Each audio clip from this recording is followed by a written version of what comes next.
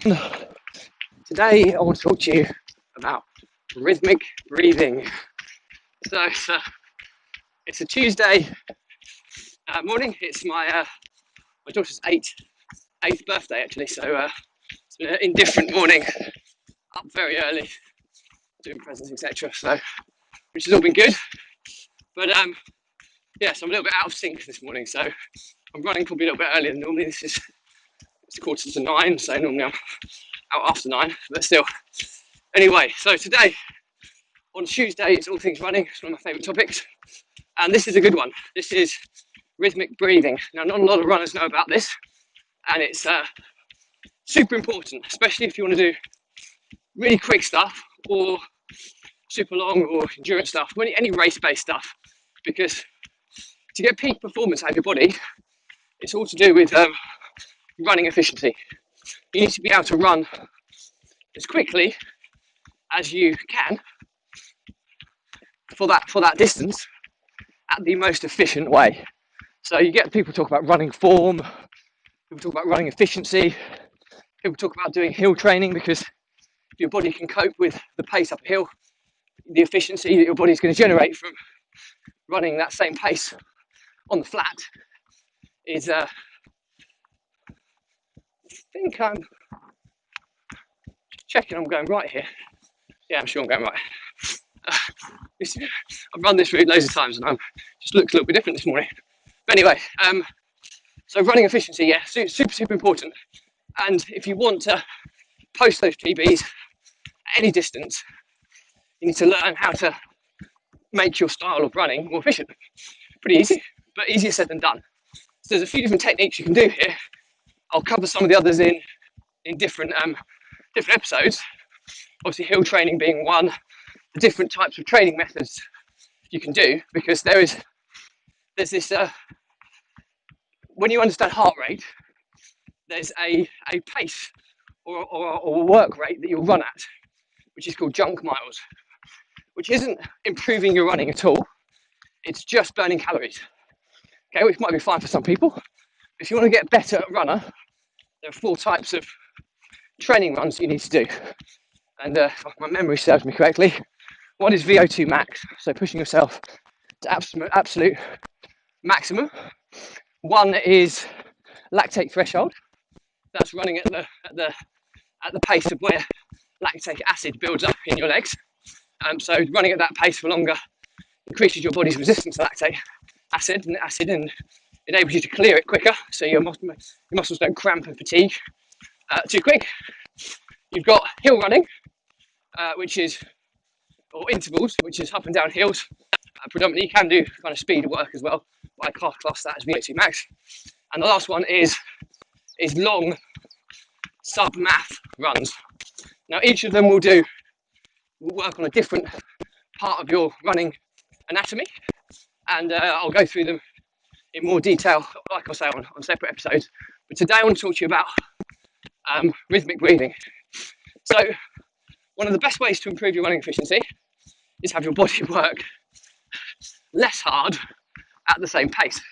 Now, you'll build this up by running at that pace for some time. I mean, you probably noticed, this could be an easy example. When I started this vlog, you probably heard my voice was a lot more panty, a lot more out of breath, and I was actually running slower than I'm running today. So it's taken a bit of time, but over the course of I think I might be bang on 100th episode today, I think. So it's a little bit of a mini celebration. But over the course of the last 100 days, 100 episodes, my efficiency at running at this pace and talking has dramatically improved. I can even run kind of 5-minute, 8-minute mile pace and vlog at the same time, which is, it's not super quick, but for elite runners, but for a lot of runners, it's a fair pace, and it's being able to talk and vlog at the same time. For somebody who hasn't practiced or improved their efficiency at it, they'd probably struggle, or they'd probably be noticeably gaspy, if that's introducing new terms. You probably see sometimes when I push myself, my mind goes a bit blank, but yeah, that's the exact example of how running efficiency improves by practice and repetition. So one of the key things here is rhythmic breathing. So basically I learned this, if you can breathe in a very rhythmic fashion, then what will happen is it makes your heart gets the oxygen quicker. The oxygen gets pumped behind your muscles and your body quicker. Means your cardiovascular system is fueled more effectively. You get people that do this, all the time, then you're not getting enough oxygen in. You get people that breathe in just through their mouth. You should be breathing in through both your mouth and your nose simultaneously to get as much oxygen in as possible to kind of fuel your body and the energy and the work it's kind of going through. But I read an article on this a long time ago, and it was game changing in terms of PBs, being able to run faster for longer, because there's nothing worse than when you're working really hard and you just start to lose your breath. Once you lose your breath, it's, especially at that pace, you're never going to get your breath back. The only way you'll get it back is slow right down, or slow down from the pace you're running. So the art is finding a breathing rhythm that allows you to run at that pace while still feeding your body with the required amount of oxygen for a sustained period of time. So it sounds easier said than done, but it's pretty easy principle really. Optimum, you want to be doing it in odds, okay? So you always want to breathe in for longer than you breathe out. So for example, if you're running really slow or slower, you could do a 4-3 combination. So it's breathing in for four steps and then out for 3. So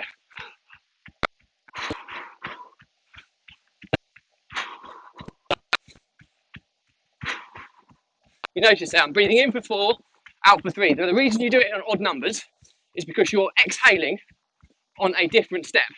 And the argument is for marginal gains. If you exhale, you're putting pressure, downward pressure on your stride. So if you're doing it on the same side all the time, that could have a detrimental effect on the long term. Now, for 99.9% of runners, it's probably not going to have an effect on, but for those super elite, they may want to try and get into the odd combinations to ensure that they're not hurting their optimum breathing pattern or their optimum stride for any stretch. So that's for slow. For medium pace, 1, 2, 3, out 2. So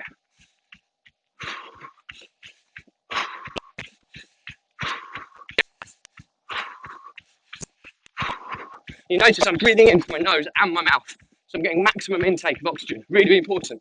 Some people just focus on mouth. Get your nose as well involved because you're missing out on valuable capacity in terms of oxygen intake. It's really important. If you're doing really quick stuff, it's in for 2, out for 1. So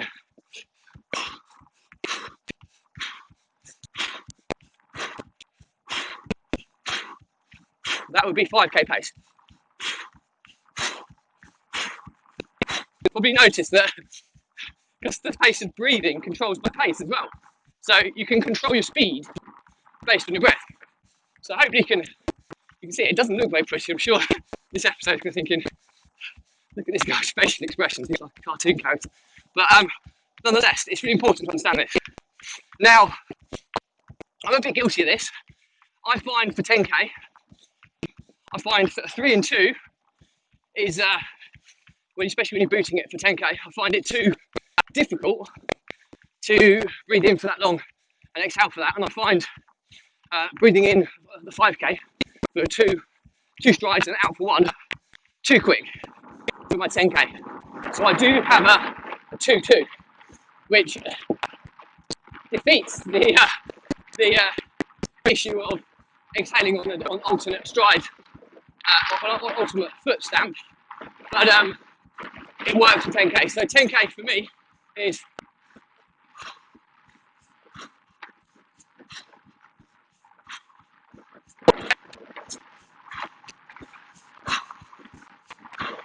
so that's a 2-2. And my good friend Andy Carver gave me that little hack because I was so rigid. I read some information on rhythmic breathing, and I was adamant I wasn't going to go evens. But that does work really nicely for my 10k pace. So what you'll find is when you start to go into these races, you'll get into that breathing pattern really early.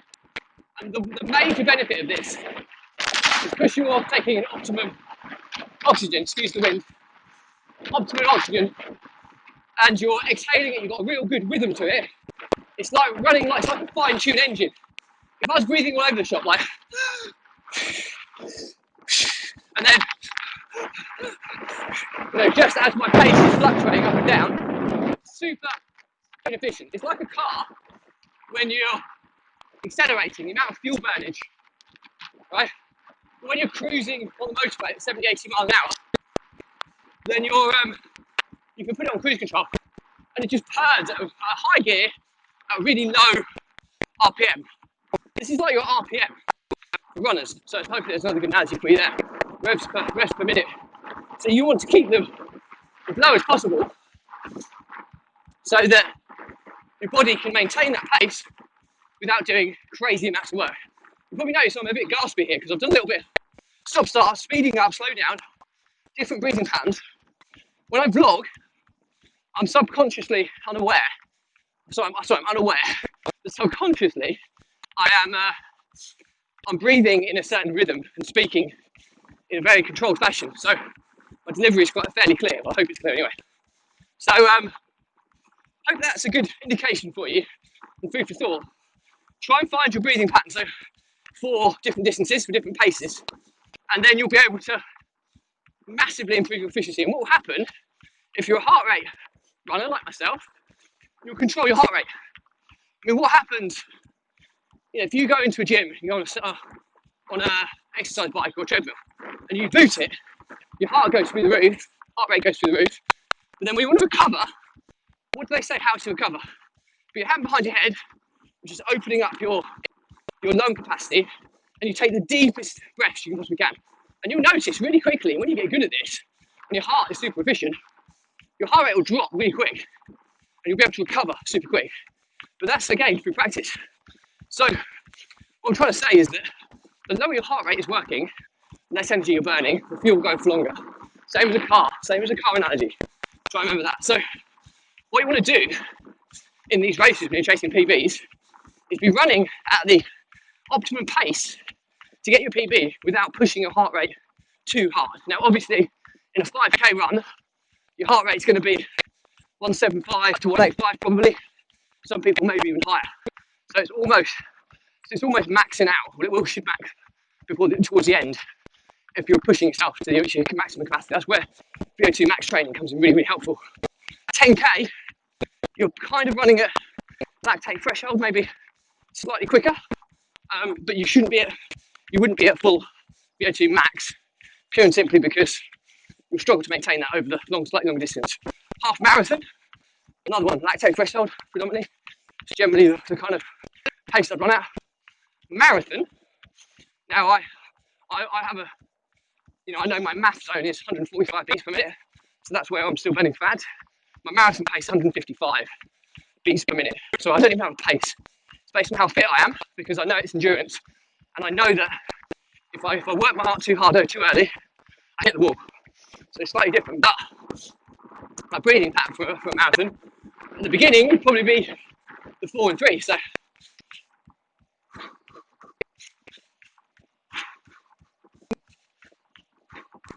it probably wouldn't be too far different from this pace I'm running now, which is just over 8 minute mile pace, just 5 minute and 5 second K. So, but I can control that, and I'll keep my heart rate down for probably half marathon distance before it starts to lag. So really important to understand this stuff, because it will be game changing. My PB's dropped. So my PB's times dropped significantly when I learned this art. And it's an art. You'll go out, you'll be thinking about it too much. But when you keep practicing it, you'll eventually get more skilled at it, and it'll become more natural, more habitual for you. So I hope this is useful. So to summarise, rhythmic breathing is all about efficiency of how you run. It's about how you can control your heart rate, make your heart rate stay at a lower beat, which means your body's working less for a potentially higher pace or quicker pace. What you should try and work in odds. So you always inhale for 1 beat, 1 second longer than you exhale. So as I said, you can try and do 4 and 3 for your kind of slow stuff. 3 and 2, your mid-range, 2 and 1, super quick. People like the other side. No, I'll send you. It's Runpreneur. Have a look. That's just one of my father's friends mocking me while I'm running. Good, isn't it? It's never a good sign. You get to the age where your father's pal will give you some mocking. You know, my dad's age, so there you go. Anyway, I digress. And I almost tripped over when he was driving me, which made me look even more silly. So, fun and games. Anyway, so yeah, so they're the kind of four different paces you run at, the four different breathing patterns I generally use. I drop in a 2 and 2 for my 10k pace as well, but I try to avoid evens if you can, because if you did it for the long term, exhaling is putting more pressure on one side of your body when your stride lands. So definitely try and avoid that. So that's pretty much it. Hope you found this good value. As always, any questions, drop me a comment. I'll always respond. If it's a bigger question, I'll still try and respond, but I'll do a separate episode, tag you in, so you don't miss it. And if someone's going to get value out of it, please tag them in or share it, like it. I think it's an extra reach, much appreciated. If it's not for you, I'm follow-on friendly. It will stop cluttering up your feeds, but do check out my Runpreneur Facebook group and my Runpreneur YouTube channel, where every one of the 100 or so episodes is catalogued by topic. So there's probably something in there that you might be interested in. It's quite a useful resource to tap in and out of on an ad hoc basis. So as always, try and check my other social platforms as well. I'm starting to do a unique content for each platform now, which hopefully you'll find interesting and worth following. And all I have to say is stay positive, stay happy, and I will speak to you tomorrow.